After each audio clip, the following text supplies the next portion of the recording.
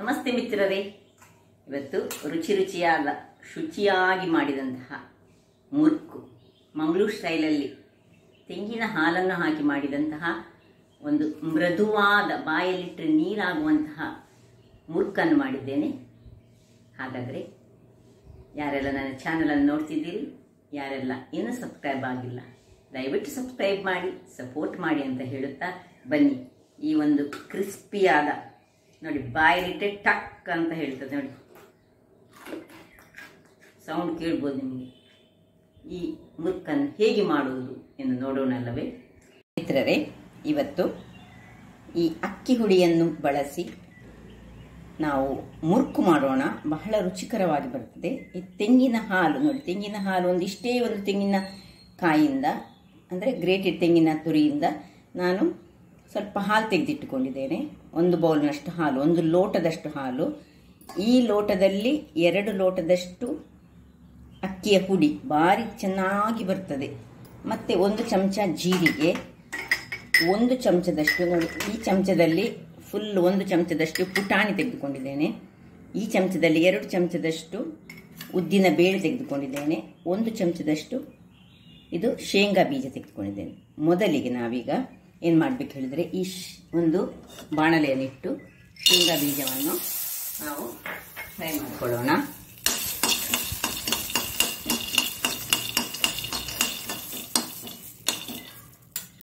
ವೀಕ್ಷಕರೇ ನೋಡಿ, ಇದರ ಸಿಪ್ಪೆ ಹೀಗೆ ತೆಗಿಲಿಕ್ಕೆ ಅಂತ ಬರಲಿಕ್ಕೆ ಆಗುವಾಗ ಇದನ್ನು ತೆಗೆದುಕೊಳ್ಬೇಕು. ಕೇವಲ ಒಂದೇ 1 ಸ್ಪೂನ್ನಷ್ಟು, 2 ಲೋಟ ಅಕ್ಕಿ ಹುಡಿಗೆ ಅಷ್ಟು ಸಾಕು. ಈಗ ಇದರಲ್ಲಿ ಸ್ವಲ್ಪ ಪುಟಾಣಿಯನ್ನು ಸಹ ಸ್ವಲ್ಪ ಬೆಚ್ಚಗೆ ಮಾಡಿಕೊಳ್ಳೋಣ.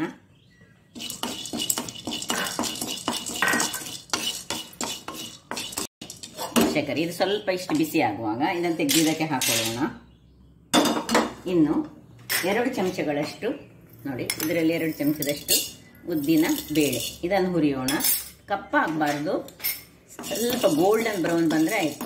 ತುಂಬ ಕಡಿಮೆ ಇಂಗ್ರೀಡಿಯೆಂಟ್ಸ್ ಅನ್ನು ಬಳಸಿ ಮಾಡುವಂತಹ ಒಂದು ರುಚಿಕರವಾದ ಮುರ್ಕು ಬಹಳ ಚೆನ್ನಾಗಿ ಬರ್ತದೆ ನೋಡಿ. ಇದನ್ನೀಗ ಗೋಲ್ಡನ್ ಬ್ರೌನ್ ಆಗೋ ತನಕ ನಾನು ಹುರಿತೇನೆ. ಓಕೆ ವೀಕ್ಷಕರೇ, ಇಷ್ಟು ಗೋಲ್ಡನ್ ಬ್ರೌನ್ ಆಗುವಾಗ ಇದನ್ನು ತೆಗೆದುಕೊಳ್ಳೋಣ. ಆಯಿತು, ಈಗ ಇದು ಸ್ವಲ್ಪ ತಣ್ಣಗಾಗಲಿ. ವೀಕ್ಷಕರೇ, ಇದೀಗ ತಣ್ಣಗಾಗಿದೆ. ಈಗ ಇದನ್ನು ಒಂದು ನೋಡಿ, ಇದರದ್ದು ನಾನು ಏನು ಸಿಪ್ಪೆ ತೆಗಿಲಿಲ್ಲ, ಬೇಕಿದ್ದ ಸಿಪ್ಪೆ ತೆಗೆದುಕೊಳ್ಬೋದು ನೀವು. ಸಿಪ್ಪೆ ಇದ್ದರೆ ಸಹ ಏನು ತೊಂದರೆ ಇಲ್ಲ, ಅದರಿಂದಾಗಿ ಸಿಪ್ಪೆ ಒಟ್ಟಿಗೆ ಸಹ ಹಾಕೊಳ್ಬೋದು.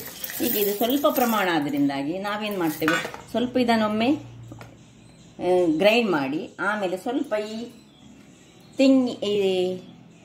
ನಮ್ಮ ಅಕ್ಕಿಯ ಹುಡಿಯನ್ನೇ ಹಾಕಿ ಸ್ವಲ್ಪ ಗ್ರೈಂಡ್ ಮಾಡುವಾಗ ಒಳ್ಳೆ ಫೈನ್ ಆಗಿ ಅದು ಗ್ರೈಂಡ್ ಆಗ್ತದೆ. ಸುರಿಗೆ ಒಂದು ಸತಿ ಇದನ್ನು ಗ್ರೈಂಡ್ ಮಾಡ್ತಾ ಇರ್ತೇನೆ.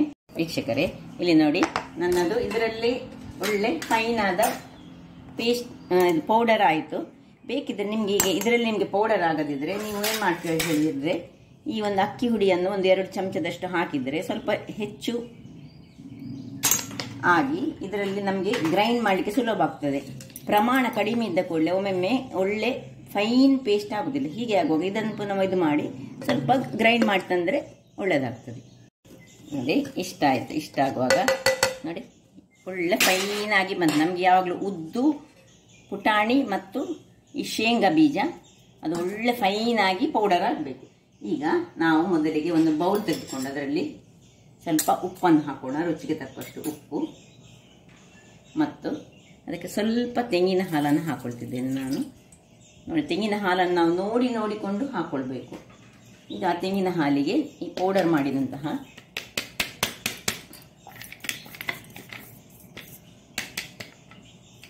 ಪೌಡರ್ ಪ್ಲಸ್ ಸ್ವಲ್ಪ ತಿರುಗಿಸ್ಕೊಳ್ಳೋಣ.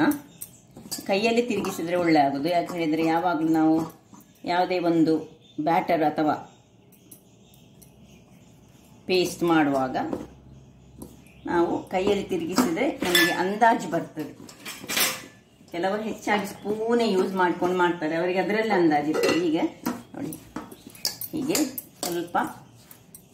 ಸ್ವಲ್ಪ ನಾವು ತೆಂಗಿನ ಹಾಲು ಹಾಕಿದ್ದು, ಉಳಿದ ತೆಂಗಿನ ಹಾಲನ್ನು ಅದೆಲ್ಲ ಇಟ್ಟುಕೊಂಡಿದ್ದೇವೆ. ಈಗ ಇದಕ್ಕೆ ಸ್ವಲ್ಪ 1 ಚಮಚದಷ್ಟು ಜೀರವನ್ನು ಹಾಕೊಳ್ತಿದ್ದೇನೆ.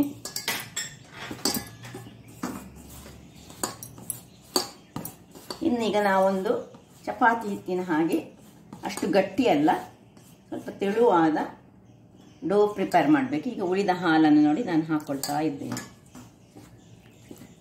ನಿಧಾನಕ್ಕೆ ಎಷ್ಟೆಷ್ಟು ಬೇಕಂತ ನೋಡಿಕೊಂಡು ನಾನು ಹಾಲನ್ನು ಹಾಕ್ಕೊಂಡು ಇದರದ್ದು ಚಪಾತಿ ಹಿಟ್ಟಿನ ಒಂದು ಡೋವನ್ನು ಪ್ರಿಪೇರ್ ಮಾಡ್ತೇನೆ. ಈಗ ಸ್ವಲ್ಪ ಹಿಂಗನ್ನು ಇದಕ್ಕೆ ನಾನು ಹಾಕ್ಕೊಳ್ತಿದ್ದೇನೆ. ಇಲ್ಲಿ ನೋಡಿ, ಬೇಕಿದ್ರೆ ಓಮ ಸಹ ಹಾಕ್ಕೊಳ್ಬೋದು ಈ ಹೊತ್ತಿನಲ್ಲಿ. ಹಿಂಗನ್ನು ಹಾಕಿ ಪುನಃ ನೋಡಿ ಈ ರೀತಿಯಾಗಿ ಒಳ್ಳೆ ಸ್ಮೂತ್ ಹಿಟ್ಟು ಬೇಕು ನಮಗೆ. ಇದಕ್ಕೆ ನಾವು ಎಣ್ಣೆ ಹಾಕುವುದಿಲ್ಲ. ಈಗ ನಾವು ತೆಂಗಿನ ಹಾಲು ಹಾಕದಿದ್ದರೆ ನಾವು ಬಿಸಿ ಎಣ್ಣೆಯನ್ನು ಸ್ವಲ್ಪ ಹಾಕ್ಕೊಂಡು ಮಾಡ್ತೇವೆ ನಾವು. ಇಲ್ಲಿ ನಾವು ಬೇಕಿದ್ರೆ ಸ್ವಲ್ಪ ಹಳದಿಯನ್ನು ಸಹ ಹಾಕ್ಕೊಳ್ಬೋದು. ಹಳದಿ ಕಲರಿನ ಮುರುಕು ಬರ್ತದೆ. ಹಳದಿ ಹಾಕದಿದ್ರೆ ಸಹ ನಡೀತದೆ. ಮೊದಲೇ ಹಾಕ್ಕೊಳ್ಬೋದು ಹಳದಿಯನ್ನು. ಸ್ವಲ್ಪ ಹಳದಿಯ ಪುಡಿಯನ್ನು ಹಾಕ್ಕೊಂಡು ಇನ್ನು ಚೆನ್ನಾಗಿ ನಾದಿಕೊಳ್ತೇನೆ ನಾನು ಇದನ್ನು. ಹಳದಿ ಹಿಂಗು ಹಾಕಿದ ಮೇಲೆ ಇದರ ಮೇಲೆ ಬೇಕಿದ್ರೆ ಸ್ವಲ್ಪ ಬೇಕಿದ್ರೆ ಎಣ್ಣೆಯನ್ನು ತಾಗಿಸಿ ಒಂದು 10 ನಿಮಿಷಗಳ ಕಾಲ ರೆಸ್ಟ್ ಮಾಡೋಣ. ಅಂದರೆ ಒಣಗಬಾರ್ದು ಇದು ಹಿಟ್ಟು, ಅದಕ್ಕೋಸ್ಕರ ಸ್ವಲ್ಪ ಮೇಲೆ ಎಣ್ಣೆಯನ್ನು ಸವರಿ ಒಂದು ಮುಚ್ಚಳ ಮುಚ್ಚಿ 10 ನಿಮಿಷ ರೆಸ್ಟ್ ಮಾಡೋಣ. ಆ ಹೊತ್ತಿಗೆ ನಾವಿಲ್ಲಿ ಎಣ್ಣೆಯನ್ನು ಬಿಸಿಗೆ ಇಟ್ಟುಕೊಳ್ಳೋಣ. 10 ನಿಮಿಷಗಳ ಬಳಿಕ ನೋಡಿ, ನಮಗೆ ಚಕ್ಕುಲಿ ಮಾಡೋ ಒಂದು ಇನ್ಸ್ಟ್ರೂಮೆಂಟ್ ಬೇಕು. ಈಗ ಇದರ ಒಳಗೆ ಸ್ವಲ್ಪ ಎಣ್ಣೆಯನ್ನು ನಾನು ಗ್ರೀಸ್ ಮಾಡಿಕೊಳ್ತೇನೆ.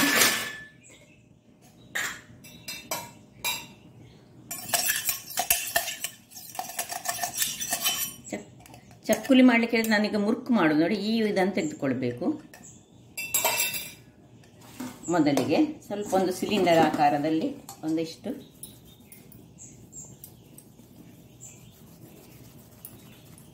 ತೆಗೆದುಕೊಳ್ಳೋಣ.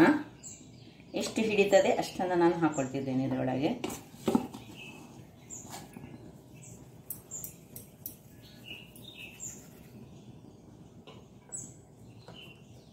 ಅಥವಾ ಒಟ್ಟಿಗೆ ಒಂದು ಈ ಉದ್ದದ ಅಳತೆಯಲ್ಲಿ ಸಹ ನೀವು ತೆಗೆದುಕೊಳ್ಬೋದು. ಇದನ್ನು ಮುಚ್ಚಳವನ್ನು ಮುಚ್ಚಿ ನೋಡಿ, ಎಣ್ಣೆ ಬಿಸಿಯಾಗಿದೆ. ಒಂದು ಚೆಕ್ ಮಾಡ್ಕೊಳ್ಳೋಣ ಬಿಸಿಯಾಗಿದೆ ಅಂತ ನೋಡಿ. ಇದು ಮೇಲಕ್ಕೆ ಬರುವಾಗ ಹಾಕಿದ ಒಂದು ತುಂಡು ಎಣ್ಣೆ ಬಿಸಿಯಾಗಿದೆ ಅಂತ ಅರ್ಥ. ಈಗ ಬಿಸಿ ಬಿಸಿ ಎಣ್ಣೆಗೆ ನಾವು ಇದನ್ನು ಚಕ್ಕುಲಿಯ ರೀತಿಯಲ್ಲಿ ಸಹ ಮಾಡ್ಕೊಳ್ಬೋದು. ಬಹಳ ರುಚಿಯಾಗಿ ಬರ್ತದೆ. ಯಾಕೆಂದರೆ ನಾವು ತೆಂಗಿನ ಹಾಲು ಯಾವಾಗ ಹಾಕ್ತೇವೆ ಆಗ ಅದು ಬಹಳ ರುಚಿಯಾಗಿ ಬರುವುದು.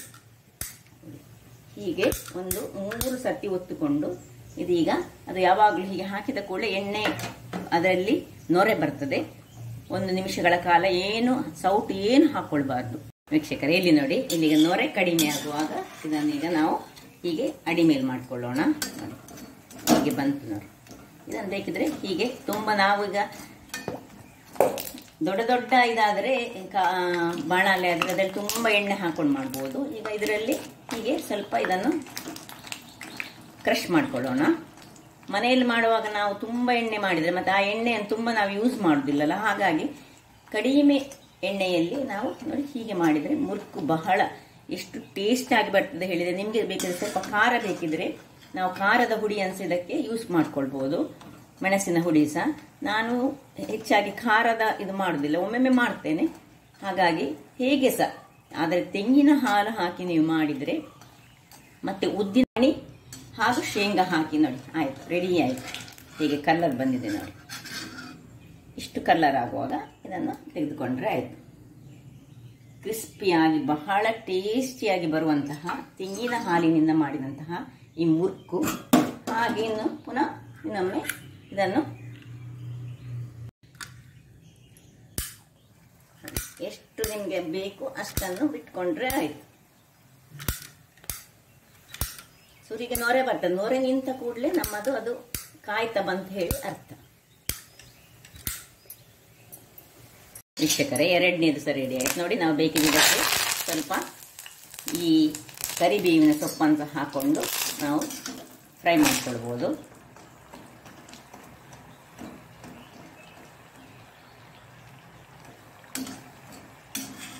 ಹೇಗೆ ಬಂದಿದೆ ನೋಡಿ. 2ನೇ ಬಾರಿ ನಾನು ಸ್ವಲ್ಪ ಕಡಿಮೆ ಮಾಡಿದ್ದೇನೆ, ಹಾಗಾಗಿ ಒತ್ತುಕೊಂಡು ಹಾಕುವ ಹಾಗೆ ಇಲ್ಲ. ಇದೇ ರೀತಿ ಎಲ್ಲವನ್ನು ಮಾಡಿಕೊಳ್ಳೋದು. ಹೆಚ್ಚು ಎಣ್ಣೆ ಸಹ ಕುಡಿಯುವುದಿಲ್ಲ. ಹಾಗಿರುವಾಗ ನೋಡಿದಿರಲ್ಲ ನೋಡಿ ಹೇಗೆ ಬಂದಿದೆ ನೋಡಿ. ಇದನ್ನು ನೋಡಿ, ಸೌಂಡ್ ಕೇಳ್ಬೋದು ನಿಮಗೆ. ಹಾಗಾದರೆ ಸುಲಭ ರೀತಿಯಲ್ಲಿ ಇನ್ಸ್ಟೆಂಟ್ ಆಗಿ ಮಾಡುವಂತಹ ಅಕ್ಕಿ ಹುಡಿ ಒಂದಿದ್ರೆ ಸಾಕು. ಮಾತ್ರ ಅಕ್ಕಿ ಹುಡಿ ಮಾತ್ರ ಒಂದು ಒಳ್ಳೆ ಕ್ವಾಲಿಟಿ ತೆಗೆದುಕೊಂಡ್ರೆ ಬಹಳ ಉತ್ತಮ. ಏನು ಗೊತ್ತಾಗುದಿಲ್ಲ, ಅಕ್ಕಿಯಿಂದ ಮಾಡಿದ ಹಾಗೆಯೇ ರುಚಿಯಾಗಿ ಬರ್ತದೆ. ಖಾರ ಬೇಕಿದ್ರೆ ಸ್ವಲ್ಪ ಮೆಣಸಿನ ಹುಡಿಯನ್ನು ಹಾಕೊಂಡ್ರೆ ಆಯ್ತು. ಹಾಗಾದ್ರೆ ನನ್ನ ಕುಕಿಂಗ್ ಚಾನಲ್ ನಿಮ್ಗೆ ಇಷ್ಟ ಆದ್ರೆ ಬೋಳೂರು ಸುವರ್ಣ ಚಾನಲ್ ಅನ್ನು ಲೈಕ್ ಮಾಡಿ, ಶೇರ್ ಮಾಡಿ ಹಾಗೂ ಸಬ್ಸ್ಕ್ರೈಬ್ ಮಾಡಿ ಹಾಗೂ ನನ್ನ ಇನ್ಸ್ಟಾಗ್ರಾಮ್ ಪೇಜ್ ಅನ್ನು ಫಾಲೋ ಮಾಡಿ. ಧನ್ಯವಾದಗಳು.